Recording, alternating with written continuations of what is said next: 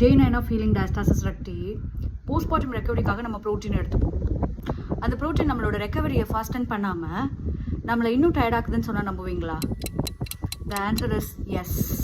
நம்ம சிக்கனையோ மீனையோ இல்லை ஃப்ரூட்ஸ் அண்ட் நட்ஸையோ ரோஸ்ட் பண்ணும்போதோ ஃப்ரை பண்ணும்போதோ நம்மளுக்கு ஒரு நல்ல ஸ்மெல் வரும், அதனுடைய கலரும் மாறும்.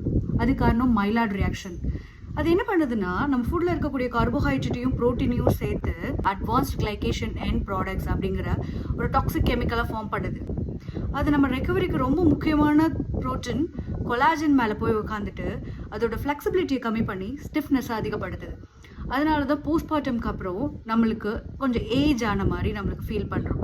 அதுக்கு காரணம் அந்த அட்வான்ஸ்ட் கிளைகேஷன் எண்ட் ப்ராடக்ட் அப்படிங்கிற AGEs தான். அது குறைக்கிறதுக்கு என்ன பண்ணலான்னு ஒரு 3 டிப்ஸ் சொல்கிறேன்.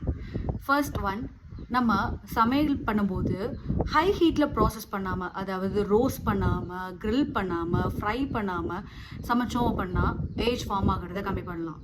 செகண்ட் ஒன், இதுக்கு பதிலாக ஸ்டூ பண்ணலாம், ஸ்டீம் பண்ணலாம், பாயில் பண்ணலாம்.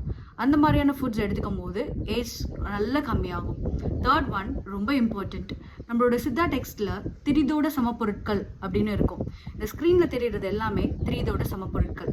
இந்த நம்ம சமைக்கும் போது உணவுகளில் பயன்படுத்துறது மூலயமா இந்த advanced glycation end product form ஆகிறத நல்ல அளவில் கம்மி பண்ண முடியும்.